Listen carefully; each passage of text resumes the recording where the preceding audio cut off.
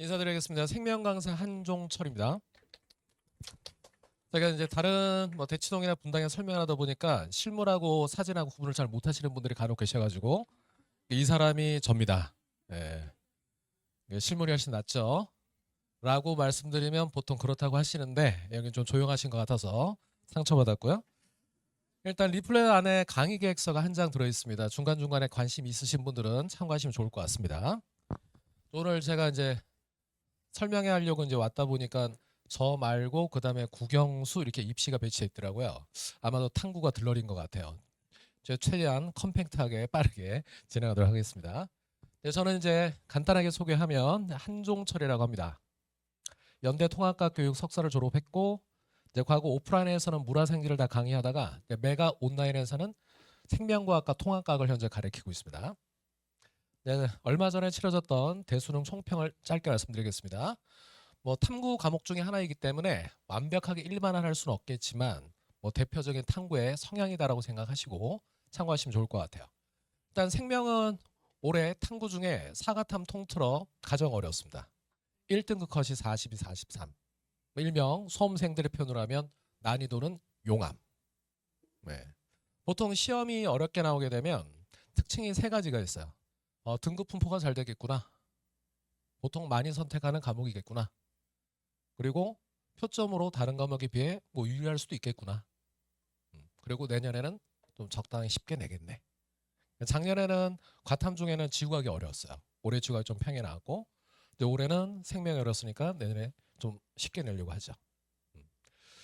그리고 생명 같은 경우는 오답률 5위 안에 항상 유전 내문제가 있고 다른 탐구 같은 경우는 오답률 5위 안에 정해진 유전과 같은 킬러, 중킬러 문항들이 정해져 있을 겁니다. 그래서 생명과의 경우에는 유전 학습이 개념 끝나고 기출 끝나고 수업 시작하고 이렇게 하는 게 아니라 처음부터 하셔야 돼요. 수능 시험을 공부하는 거지 내신 대비하는 게 아니기 때문에 방식에 대해서 말씀드리고 다양한 난이도의 문제가 출제가 되었지만 제일 중요한 건 여기서 기본 문항과 핵심 문항, 즉 기본 문항과 어렵다고 하는 킬러 문항들의 추세, 트렌드를 보시는 게 중요해요. 결론을 먼저 간단히 말씀드릴게요. 유전이라고 하는 어려운 문제는 과거 스타일과 달라지지가 않았어요. 난이도가 더 올라가지도 않고. 그럼 이번 수능 생명 같은 경우에 가장 중요한 관건은 무엇이냐? 기본 문항의 난이도가 높아졌다는 거예요. 대부분 수험생들이 한 해 동안 사설 모의고사로 훈련을 하면서 중간중간에 6구평 평가원으로 이제 점검을 받거든요. 6구평이 보통 수능보다 쉽게 나와요. 6평보다 9평이 약간 더 어려워지고. 근데 그때 착각을 하는 것 중에 하나 뭐냐면 6평, 9평 정도의 난이도로 수능이 나오겠구나. 보통 예상하고 수능장 가요. 근데 그 예상이 들어맞는 경우가 거의 없습니다. 그게 어떤 과목이든 간에. 올해 국어 적당한 난이도 나온다고 하니까 보도가 그렇겠네라고 생각하는데 가는데 학생들의 책임 나는 그것이 아니듯이 탐구도 마찬가지입니다. 과목을 막론하고 그래서 수능 생명을 예를 들자면 한 해 동안 수험생들이 최소 70개 이상의 모의고사를 풀어요. 많이 푸는 수험생들은 100개 이상의 모의고사를 풉니다. 그럼 그렇게 많이 풀면 어떤 자신감이 생기느냐? 웬만한 건 내가 시험장 가서 비슷하게 본 게 나올 거야. 근데 저를 포함해 많은 강사들이 그거 조심해야 된다. 절대 그럴 리가 없다.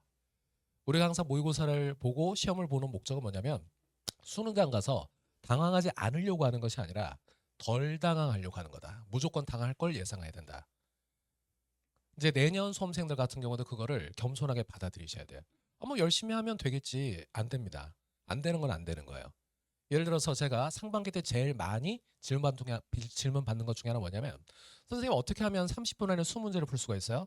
그게 생명뿐만 아니라 모든 탐구의 고민이거든요. 보통 열심히 하는 고3 현역 그리고 다시 새롭게 마음 잡고 제대로 보려고 하는 N수생들이 그런 얘기를 많이 해요. 그러면 이제 좀 냉정하고 현실적인 얘기긴 하지만 작전은 잘못 짠 것 같다. 탐구는 30분 안에 20문제를 풀어서 맞추려고 하면 안 된다. 작전이 잘못된 거다. 평가원이 그렇게 호락호락하지 않다.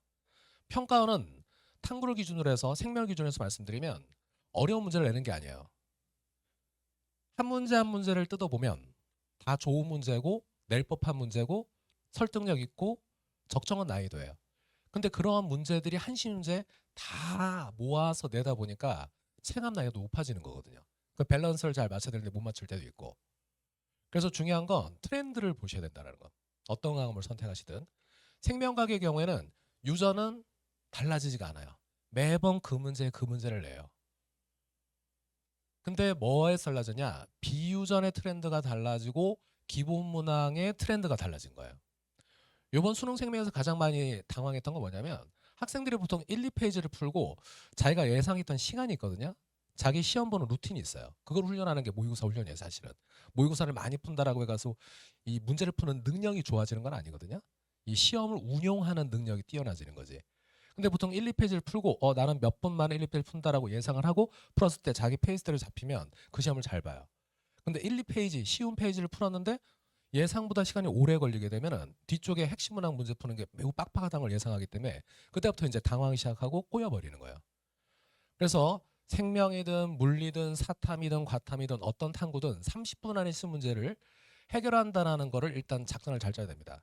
저는 이제 생명과학을 선택하는 수험생들한테는 30분 안에 20문제를 풀어서 맞춘다고 생각하지 말고 목표를 18개로 해야 된다고 해요. 그게 현실적인 겁니다. 그럼 나머지 2개는요? 보험이에요, 보험. 혹시 그 2개 정말 어렵게 나오는 문제가 있거든요. 그 2개에서 혹시라도 평가원에서 뒤통쳐서 쉽게 낼 수도 있잖아요. 라는 걸 전제하에 감은 잃어버리지 않도록 유지만 해라. 기본 문항은 전반적으로 매우 빡세게 나왔습니다. 핵심 문항 같은 경우에는 보통 유전 문제들인데 뻔하게 나왔고요.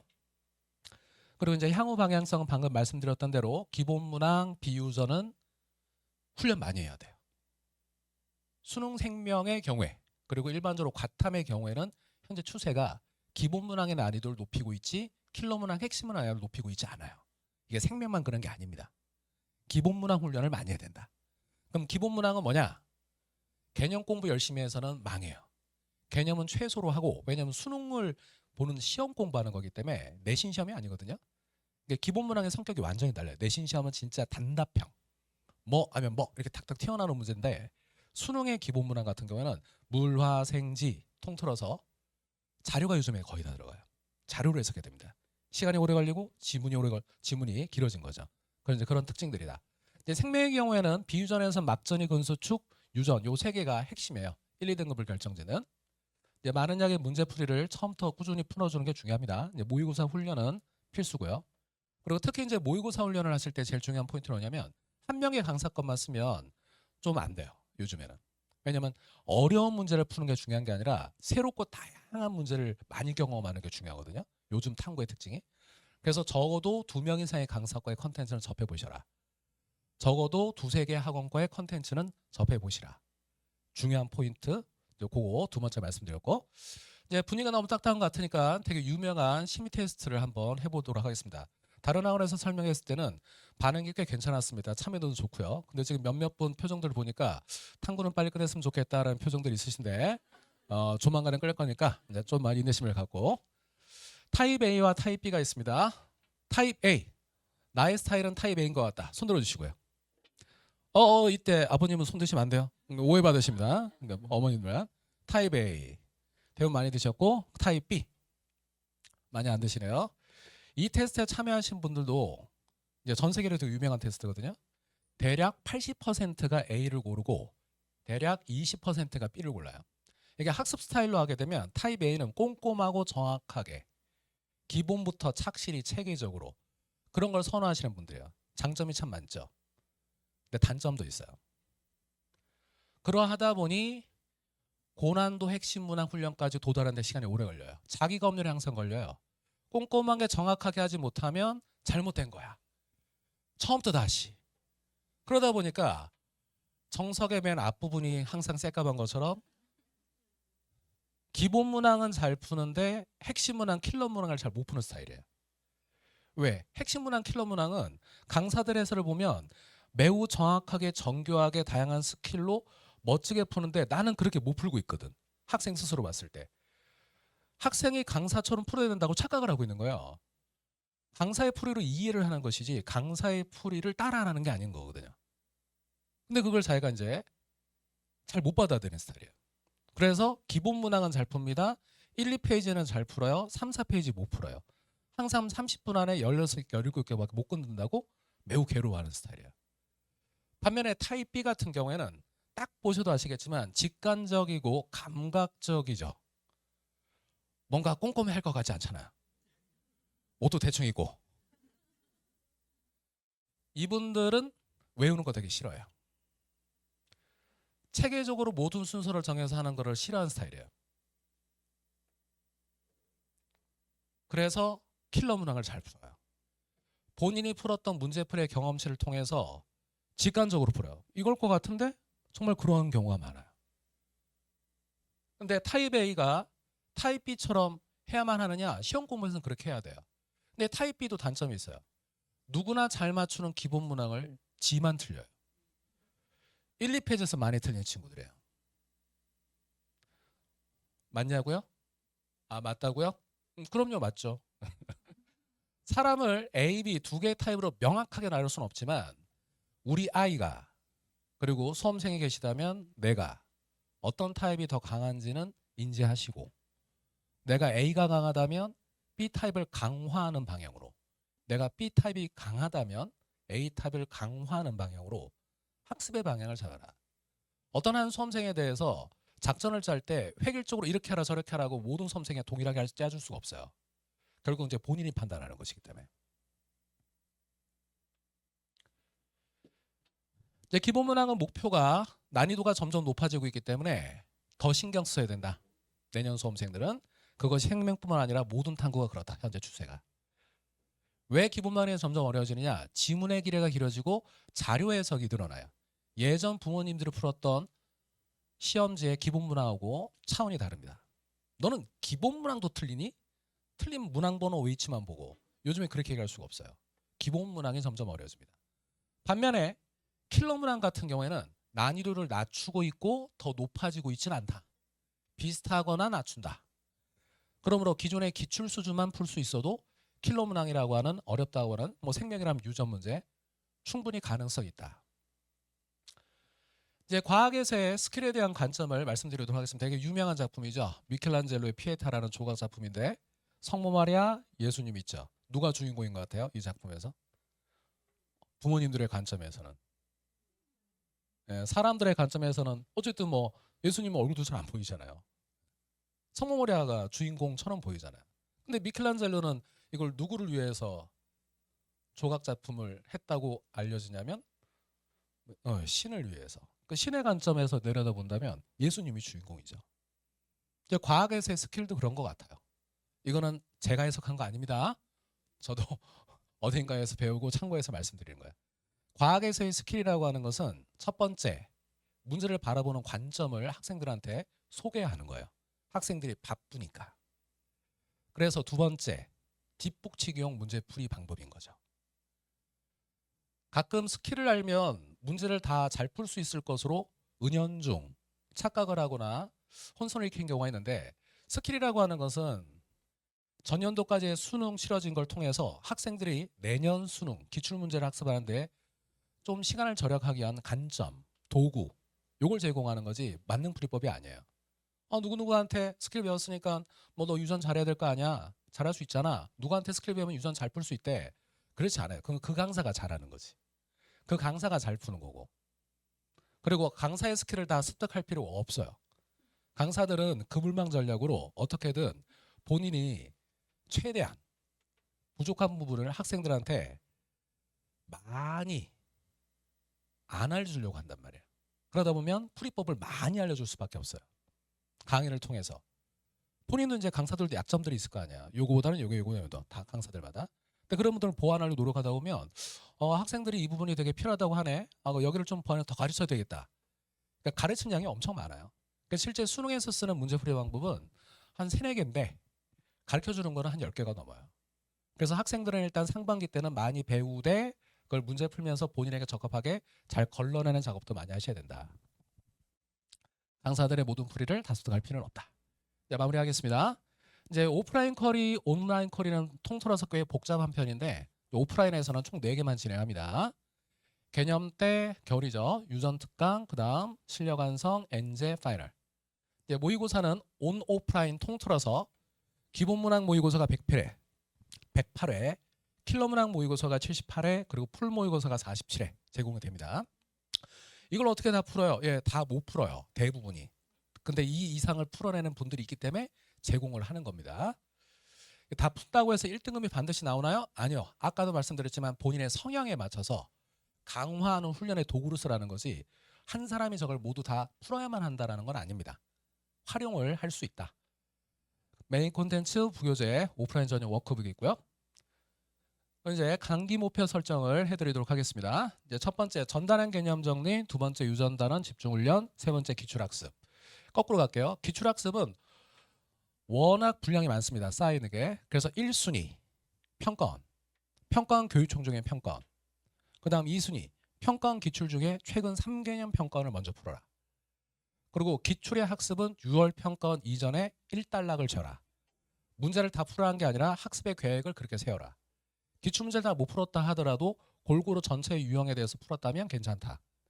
왜냐하면 시중의 사설 모고는 다 기출문제의 변형에 적용이 되기 때문에 기출을 다 소화하지 못했어도 괜찮다. 시기적절하게 계획을 밀어붙여야 되는 거예요. 계속 밀리면 안 됩니다.